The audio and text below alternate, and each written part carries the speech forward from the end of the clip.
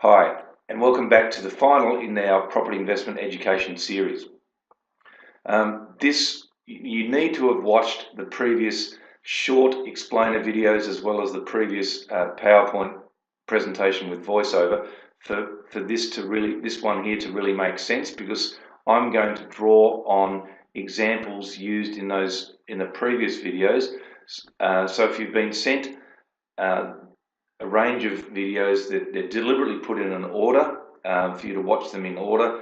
And this last one pulls it all together and also delivers quite a lot of new information. Most of the information is new in this session and it's fairly data heavy. So you'd be forgiven if you need to go back 2 or 3 times and watch certain parts again for it to make sense. But for that reason, I'm going to keep it fairly fast paced. So those of you that are following me along and keeping up, don't have to waste any time. So the whole purpose of our investment property research system is basically to take the guesswork out of what to buy, where to buy, and when to buy it.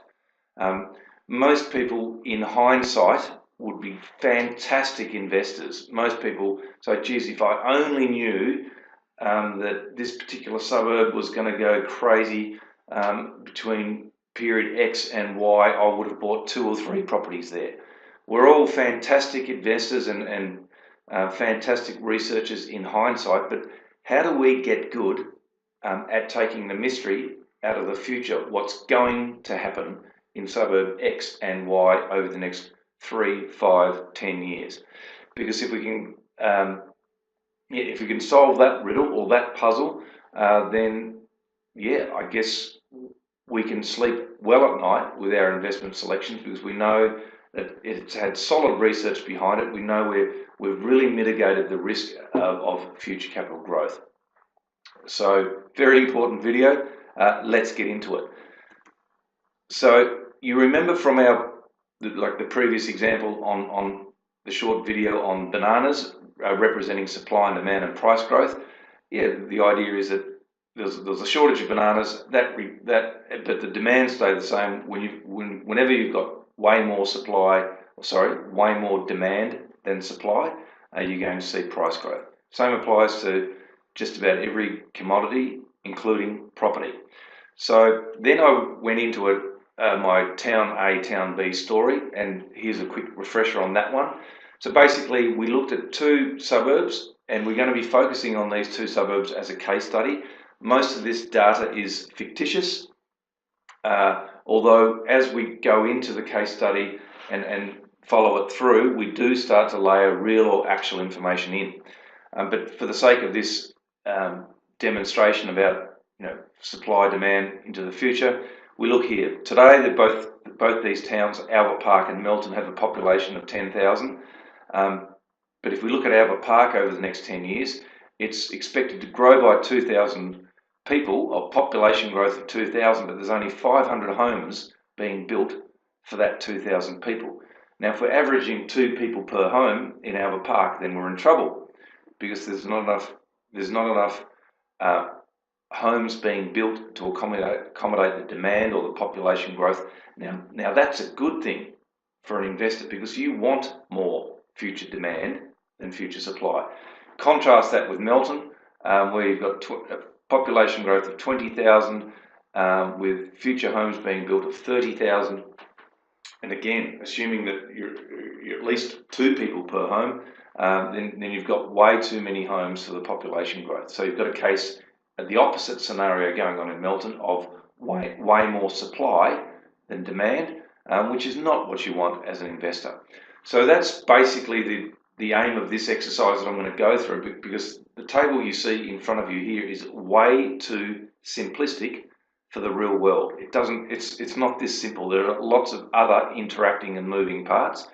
And I'm not going to go through our entire research system, because that would take probably 5 or 6 hours instead of 15 minutes. But I'll certainly give you an overview and give you an understanding of what we do, a bit of an insight.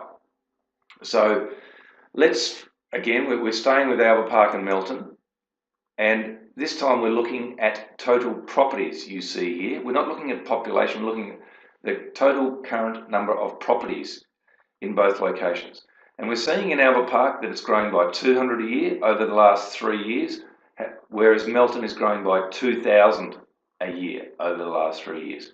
So that's the first thing we've observed.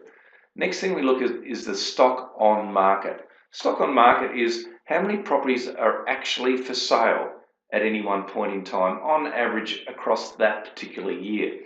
Now, imagine you're looking in Albert Park and you're jumping onto realestate.com and Domain and adding the total of all properties on both of those websites, and we're talking about all properties, houses, townhouses, apartments, etc. So if you'd gone through that exercise in 2015, you would have noticed that on average there was 120 properties in Albert Park, which represented 1.2% of total number of properties in Albert Park. So that's what was going on in 2015. In 2016, there were fewer average properties on the market, even though there were more total properties in Albert Park. So you can see therefore that this percent has dropped from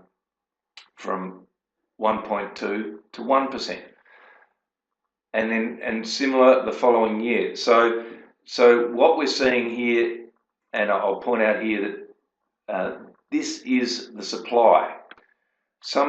These total number of properties on the market and the percentages, this is the actual supply.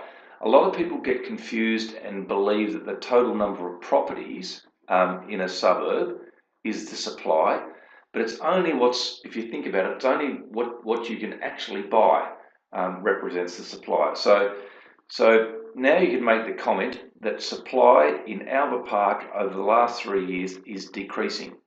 And if you know that the average supply or average stock on market figure across all of Melbourne is 1.2%, then you could make the further comment that, okay, so in 2015, Albert Park, the supply in Albert Park was on average for Melbourne, but it seems to be trending down over the last few years and is now well below average.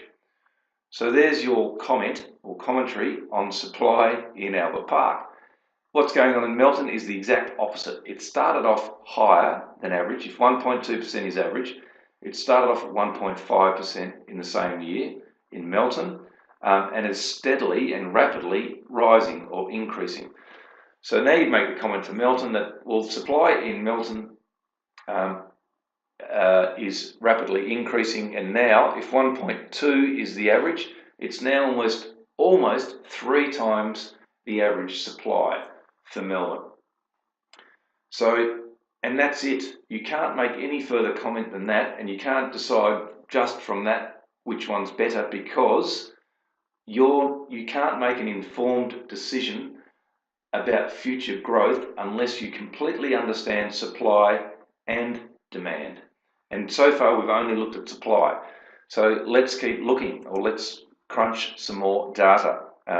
So now we're looking at days on market. How long is it on average taking to sell a property in these locations? And notice we're always looking at trends. And forgive me, I did study statistics at university, and I do get a little bit excited about numbers, and we call this trend analysis or regression analysis. What sort of patterns are formed from previous behaviour in locations?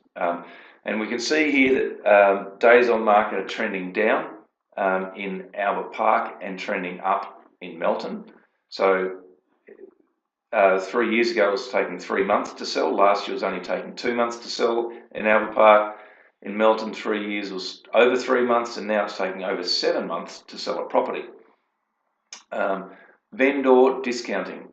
Vendor being the person selling the property. And even before, if I go back a step here and say, well, now that you've seen this data, that there's your supply trends and current supplies in both these locations, and now you've seen days on market. What's your initial gut feeling about demand in Albert Park? versus demand in Melton. You've probably, and I want you to be thinking about this and always analysing for yourself, what does this data mean? Do you think that demand's looking healthy in Albert Park, and what's your thoughts of Melton? So, because if you've got that initial thought, then the subsequent data is just going to test your, I guess, assumptions. Vendor discounting. Vendors, as I said, the person selling. You can see here, and this shouldn't be surprising to you. If in Albert Park there's very little stock on market, so below average levels of stock in Albert Park, and they seem to be selling quite rapidly. If you're one of those vendors selling your property in a market where there's not much supply and places are selling very quickly, you don't have to give discounts to enable your property to sell. In fact, if anything, you probably find that they're going above the reserve that you set. Totally the opposite in Melton, because if there's a massive oversupply or way more supply than average on the market, and it's taking 7 months to sell, the only way you eventually do sell your property is discount that property more than the other 220 people trying to sell their property. So very different scenario, and not surprisingly, therefore, if we look at auction clearance rates, we're getting a great clearance rate in Albert Park in that low supply, high demand situation, and the opposite out there at Melton. So now you can see an overview of supply and demand, and I'm sure that you'll agree that this gives you great insight into what's going on in both these locations.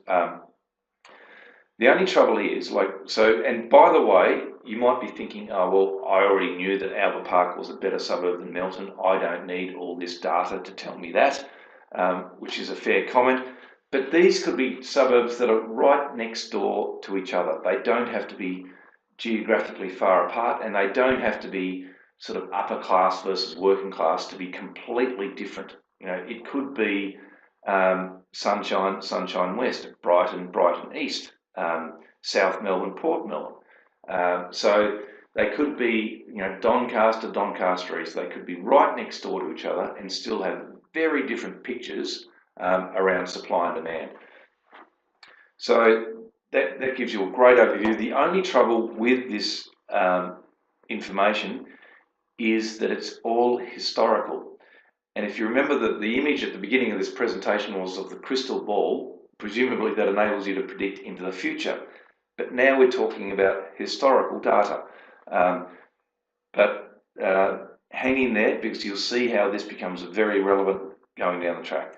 The last statistic we look at here, and remember, all of the data that we crunch and analyse is all somehow related to either supply or demand.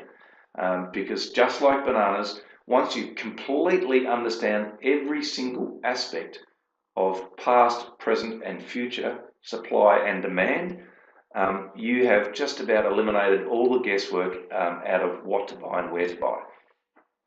So another one we look at is vacancy rates in the suburbs, because that tells us, that will be a strong correlation to what sort of yields you can expect. If there's, typical average vacancy rates they refer to are around about 3%. So, your Albert Park is around about on average, whereas Melton is quite high. So if normally you get $400 a week for your $500,000 house in Melton, but now vacancy, there's lots of other properties, rental properties on the market, you might have to drop it down to $350 to get the place rented out. So vacancy rates correlates very well with yield and cash flow, and we know already how important cash flow is. So therefore, it's another measure of demand and something else that we're interested in. We've got about, I think, just over 20 individual measures of demand, so I don't have time to go through them all. So the crystal ball that we were referring to earlier on, one of the data sources that really helps us predict future supply, demand and growth statistics comes from Forecast ID. Forecast ID is a free website or a free resource that's available to anyone. It does take a little bit of understanding to to manoeuvre your way and navigate around the website to get to the information you want. But I can't tell you how much of a massive resource it is for great information. And I'll just give you a little snippet in a second. So basically, they're a government organisation. They're funded by the government to basically make population and building forecast, which enable in certain areas. The typical time frame is around about 20 years into the future.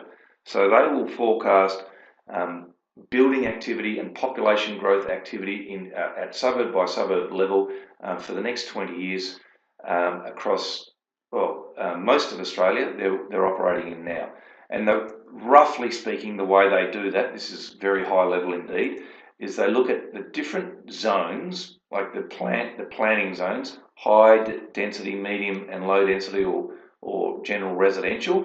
They look at the different planning zones and they go, right, what do we think, what properties are going to be developed in each of these zones over the forecast period of around about 20 years?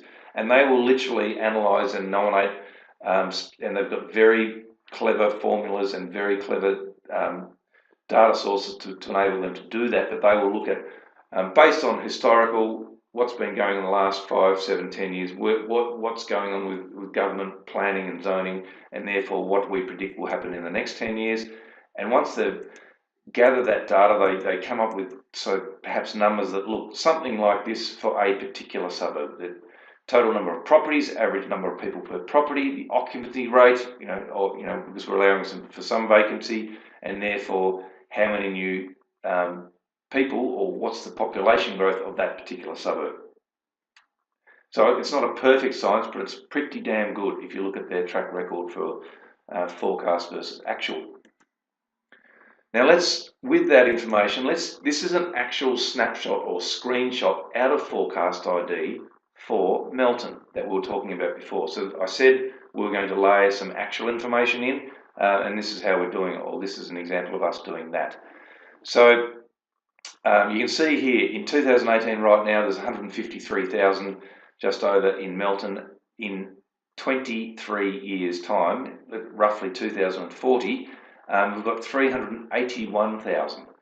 Now that is a massive amount of growth. Like it's more than double, or in raw numbers, what's that? About 230 odd thousand people, additional people going out to Melton over the next 23 years.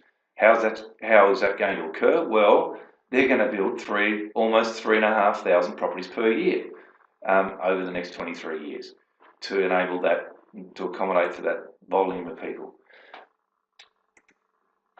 Now compare that to, they actually combine Albert Park and Middle Park. We'll just call it Albert Park for simplicity, but compare that to the population growth here. We had, 230,000, and here we've got 54 individuals. Like instead of 150% growth, we're getting less than 1% growth in this location. And how are they going to do that? Well, they're going to be building about 10 properties a year for the next 20 odd years in Albert Park, or Albert Park and Middle Park. So a very different scenario. Now, this information, once again, on its own, doesn't have much predictive value. But when you combine it with regression or previous data, it starts to make a little bit more sense. And I'll show you how. So remember that previously Melton was growing by 2,000 homes a year in our previous table. And when it was growing by 2,000 a year, the stock on market was massively increasing to an oversupply situation, remembering that 1.2% is the norm. And that oversupply is reflected in the fact that the demand can't keep up with it. Days on market is blowing out, vendor discounts blowing out, auction clearance rates very low, with high vacancy rates. So not a good pattern if you're looking to invest for capital growth in Melton. Now you've just found out through your research on Forecast ID that not only they're no longer going to be building 2,000 a year out of Melton. They're going to be building 3,500 a year into the future out there. Now, if the supply, if it was already oversupplied and the demand couldn't keep up with it when they were building 2,000 a year, what do you think's going to happen when they start building 3,500 a year out at Melton? Hopefully you can conclude that on your own, but it doesn't look too rosy if you're looking for future capital growth. Remember, you're always looking for more demand than supply. You're definitely not looking for the opposite. And this paints a very poor picture if that's your objective. Let's compare that to Albert Park. So over the last 3 years, they were building 200 homes a year in Albert Park, and when they were doing so, like the supply was reducing, and like, it was almost like there was way more demand than supply. You can tell that because if vendor discounts are trending down, clearance rates are trending up, that generally and days on market are trending down, it generally tells us that there's more demand than supply. So that's the situation historically over the last few years in Albert Park, and we've just found out that into the future, they're only going, rather than 200 homes a year, they're only going to be building 10 a year. So very different picture, very different forecast than we're seeing out at Melton. So now you've got, hopefully you're feeling, yeah, and you, like I said before, you may need to go back and watch this data analysis section a couple of times for it to really sink in, but you should be gaining a lot more confidence that there is data out there that's available that really enables you to take the guesswork out of what's going to happen into the future.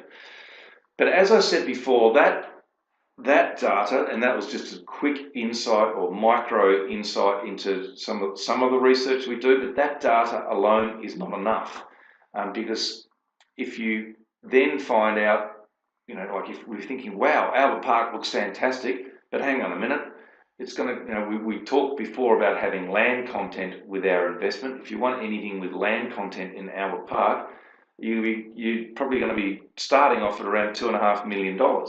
And the $2.5 million property in Albert Park will probably rent for about $800 to $1,000 a week. So there's going to be a massive shortfall. It's probably going to cost you $1,000 a week to own, as far as cash flow impact, to own a property in Albert Park. So it's not just, we can't just take one aspect of the research and think, oh, well, there's our answer. It's a combination of all the interacting components: cash flow, capital growth, location, and then when we get to location, the future supply and demand is also not enough to purely base, because we also want to know, as we went through before, what's going on economically. What's the economic forecast for, if we're thinking of Albert Park, what's Melbourne looking like right now? Where's Melbourne right now? What's the next 3, 5, 10 years looking like? And we go down and get down to suburb level, etc. So, and that holistic approach to all data and all research and all locations around Australia, and not being just focused on one particular patch or one particular area, enables these sort of results to be delivered. And ultimately, once you really understand, imagine that here we are, like this is a snapshot right for Melbourne right now, and we're sitting right at the peak of the market or just going into decline, which most people would agree we are. But using that data and information, so right now, if you think about this, and I'm going to go back a few slides. If you think about Melbourne right now, it would probably be seeing, I'm just referring back to the Melton data, but right now we would probably be seeing in Melbourne the days on market increasing to sell a property. We would probably see people offering more, bigger discounts to sell their property, and we're seeing auction clearance rates decline. So these are all those statistics that we look at here, and sorry, excuse me for flicking through slides here. Indicate all the supply and demand statistics will tell us exactly where a place is on the cycle. So the previous amazing data we were looking at Albert Park would all indicate a location that's experiencing sort of growth at the moment, i.e., more demand than supply. The current situation in Melbourne would indicate a slight decline, typically more supply than demand. So now you're hopefully joining the dots and making the connection that once you really understand supply and demand, understanding where a particular location is in its property growth cycle is no longer a mystery.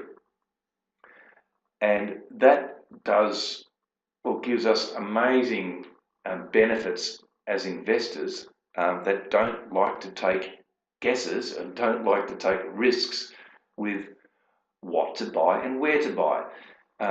The one thing you need to get beyond if you're really going to make money as a property investor is geographic boundaries. If you're thinking to yourself, well, no, I live in Melbourne or I live in Sydney or Brisbane or wherever you happen to live, and I only want to invest in my local area so I can drive past on the weekend to make sure the tenants are mowing the lawns. Well, that's such a limiting belief as a property investor, because that would be like saying, if I can use an example, if you're investing in shares, which you probably are even though you may not be aware of it, but most people have got quite significant share portfolios sitting in their superannuation fund, and a lot of people outside as well. Shares, by the way, I think are a fantastic investment, just like property, if you know what you're doing. Not a great investment if you're just taking pot luck, no different to property. But if you've got shares in BHP or Rio Tinto or one of those big mines, for instance, when was the last time you hopped on a plane and flew over to one of BHP's mining sites to make sure that the BHP mining sites that you've invested in are being well maintained and looked after? You don't care, do you? You think, well, hang on a minute, obviously BHP have got systems and processes for looking after for doing their job and doing it properly, so if they know what they're doing, I'm comfortable with that. I just want to make money out of my shares. Well, you should have exactly the same attitude around property. You really shouldn't care, like every property investor, or probably 95% of experienced and professional, semi-professional property investors would use a property manager. Why? Because property managers have got systems and processes in place that enables them to deliver a service at a fraction of the cost it would be on you or me to manage your own property. You don't want to know when someone's got a washer that needs replacing, or a little bit of maintenance on the fence or the gutters or the downpipes. You don't want to go around and inspect that yourself, because what are you going to do anyway? Unless you're a plumber and an electrician and a carpenter and a landscaper, you can't do all those things yourself. Ultimately, you're going to have to get someone to do it for you. A property manager has got really good service providers in all of those categories that have proven themselves over time as being efficient and reliable and cost effective. And so they're just going to identify the problem, make sure it's not a silly thing that the tenant just hasn't done, and can be easily fixed by the tenant just pressing the reset button or relighting the pilot light or something that simple. So yeah, you've really got to get out of that mentality of needing to invest in your backyard, because it's going to stop you from really enjoying it. You wouldn't want to invest in a location here that's here in the property cycle, right at the peak of the market, ready for decline, when you could invest at a location that's here. because you're going to get much more immediate growth. It's going to be a much more enjoyable experience for you, and your money's going to make you much more money much faster, which is the whole idea. So hopefully this has made sense to you. I really appreciate the fact that you've joined in and followed through to the end. The next step would be, let's continue the conversation. If you want to have a crack and do this yourself, you're always welcome to. We can show you where some of this information comes from. But like I said, to do it properly and do it yourself, I've given you an insight into, I don't know, maybe 10% of what we would do to conduct our future research into an area and fully understand supply and demand. Obviously, there's time restraints on showing you the entire process that we undertake. So hopefully you've got some real benefit out of this, and it's been effective for you. If you've enjoyed it, I massively encourage you to share it with friends or other people and to get their feedback as well. Look forward to connecting soon.